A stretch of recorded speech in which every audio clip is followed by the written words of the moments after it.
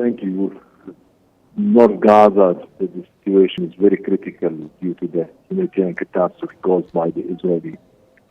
First, the offensive daily attacks on the Palestinian civilians and civil premises as hospitals and the shelters, the entire families were erased from the record during the 35 days of the Israeli mass attacks. And in the same time, denial of entry of the basic needs and materials and supplies to the north of Gaza, mainly food, medical items, and water.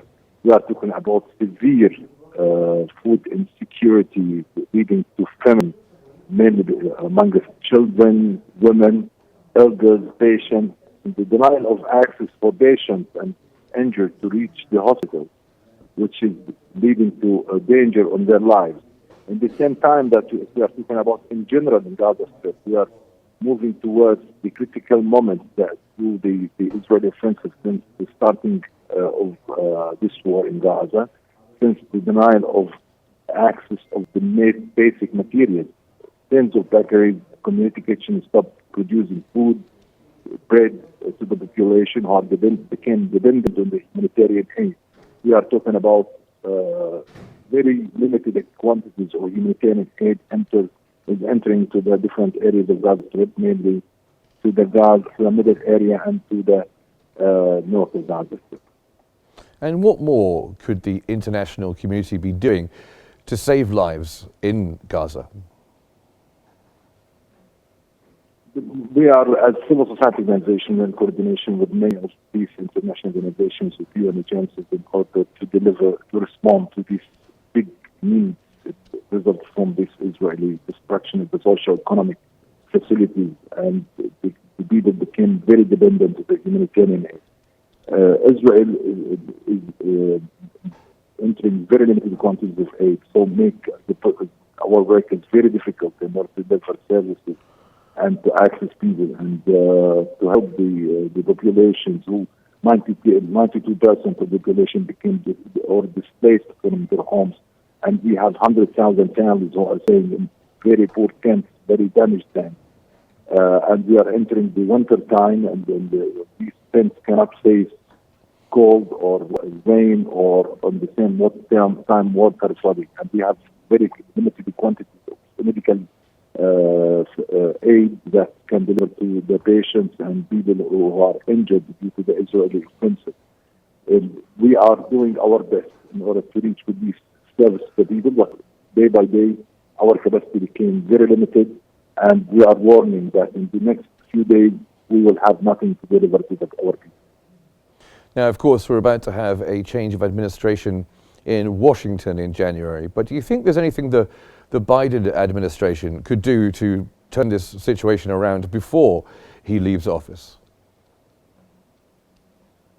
I doubt that on the Biden administration that we can witness any improvement on the issue of ceasefire or stop the Israeli offensive in the Palestinians, and at the same time the entry of the humanitarian to Gaza. Although that Blinken and Austin, that they send a clear message to the Israeli side, and they give them 1 month in order to release the humanitarian aid and to enter the needs to Gaza Strip.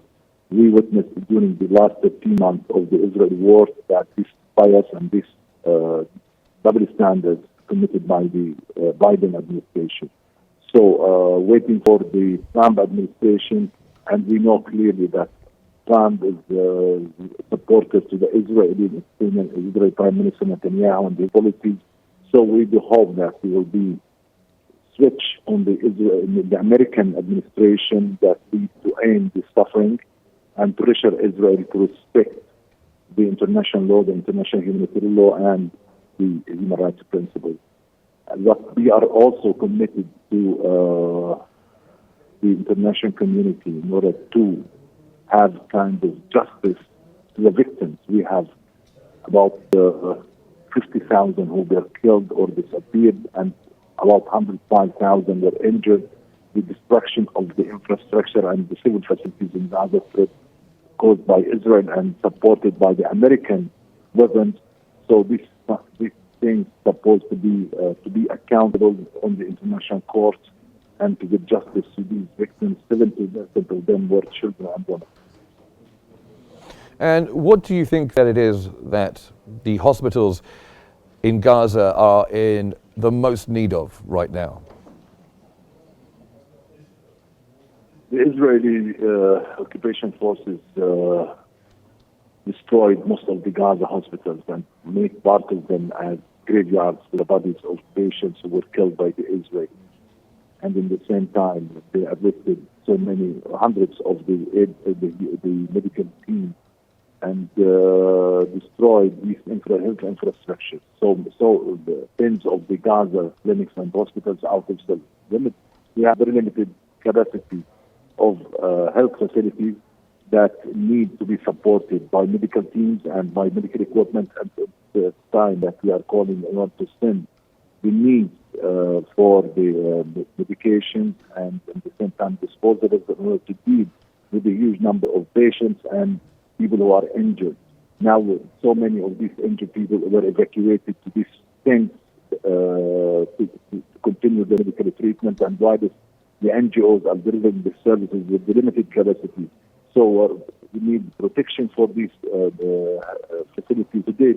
Today there was an attack on the Al-Shawa hospital, the main hospital in the middle area, and there were 2 people who were killed inside the hospital itself. Although these hospitals, according to international law, it's protected, and there is supposed to be kind of accountability towards these crimes against the humanity caused by Israel.